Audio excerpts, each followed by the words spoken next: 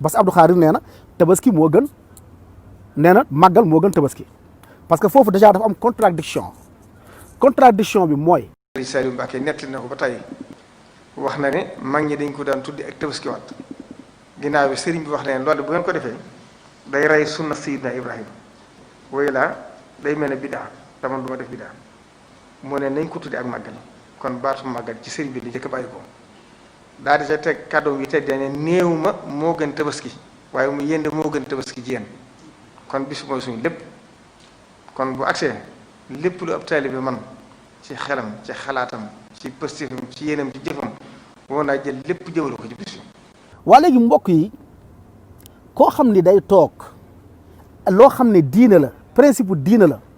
mu jël beneen mbir teg ko ci kawam ne moo ko gën loo xam ne du farata du sunna du lu ñu sopp événement boobu noonu muy màggal ba teg ko ci kaw tabaski ne moom moo gën tabaski du farata du sunna du lu ñu sopp dem fa mayu la tiyaaba ñàkk fa dem taxul nga am bakkaar loolu nag dama koy teg ci preuve yu leer ci diine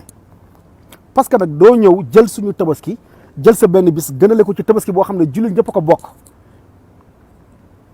nga bëgg ñun ñëpp nag ñu noppi non loolu mënul nekk sooy wax sa wax sooy màggal sa événement màggal ko waxal say wax quoi waxal noo ko mënta waxee mais du ñu nangu nag nga jël suñu diina loo xam ni alquran moo ko digle yonent bi salaa sallam validé ko yàlla validé ko yonent bi validé ko nga bëgg a jël sa benn bis da koy teg ci kawam loolu jullit ñi duñ ko nangu loolu moom mooy ñàkk a respecté jullit ñi loolu moom mooy ñàkk a jox cër jullit ñi ok événement diine naka la ñuy xamee ni lii diine la naka la ñuy xamee mbir mi diine la naka lañ koy xamee nu ñuy xamee ni mbir mi diine la mooy dañ koy fekk ci alquran yàlla validé ko wala ñu fekk ko ci sunna yonente bi sallallahu alayhi wa sallam validé ko wala boroom xam-xamu jullit ñi daal di ci dëppoo loolu moom mooy diine. waaye mu yéende moo gën tabaski ci yéen kon bis mooy suñu lépp kon bu agsee lépp lu ab taalibe bi man ci xelam ci xalaatam ci pëstifam ci yéenam ci jëfam woo naa jël lépp jëmale ko ci bis bi. mais bis bii nga xam ne Bass Abdou Khadre nee na moo gën tabaski bis boobu nañ ñu wax fan la ko alquran validé ak fan la ko yonente bi sallallahu alayhi wasallam validé ak fan la ko jullit ñi dëppoowee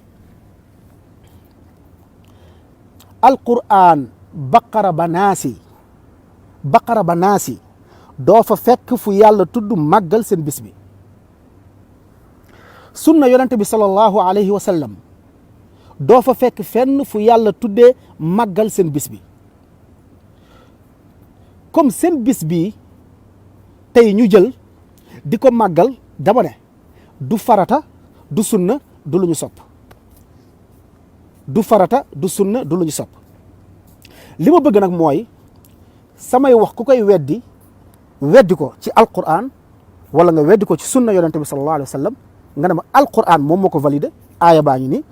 wala nga ne ma sunna moom moo ko validé hadis baa ngi nii mu ngi ci Bukhari mu ngi ci Muslim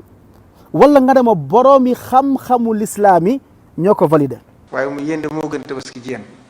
kon bis mooy suñu lépp kon bu agsee lépp lu ab taalibe bi man ci xelam ci xalaatam ci pëstifam ci yéenam ci jëfam woo naa jël lépp jëmale ko ci bis bi. léegi Bass Abdou Khadre moom nee na tabaski màggal moo gën tabaski mbokk yi ku ragalul jël lu yàlla màggal ku ragalul jël lu yàlla farataal ku ragalul jël lu yàlla ak yonente bi digle nga jël leneen teg ci kawam ñun duñu ragal tontu la ku bëggul ñu tontu la respectel alquran ak sunna respectel sha'airullah respectel charia yàlla yi munoo dépasser tuutil charia yàlla bëgg yow ñu respecté la non mënul nekk ëppoo ñu xam-xam du ci xam-xam yéemoo ñu ci xam-xam yéemoo ñu ci ay at yéemoo ñu ci civilisation yéemoo ñu ci dara booy bu ndaw ga ñun ngay maasel kon dama gis lan moo jarul ñu ragal la wax dëgg su fekkee da ngay taxaw di tuutil pilier l'islam yi wala di tuuti li nga xam ne moom mooy sunna yonente bi sallallahu alayhi wa sallam. Sénégal loolu moom moo fi war a jeex. ku bëgg ñu respecté la respectel digle yàlla yi, ku bëgg ñu jox la cër joxal cër yàlla jox cër yonente bi sallallahu alayhi wa sallam. ku joxul cër yàlla joxoo cër yonente bi joxoo cër lu yàlla digle joxoo cër lu yonente bi sallallahu alayhi wa sallam digle duñ la respecté ak noo munti toll.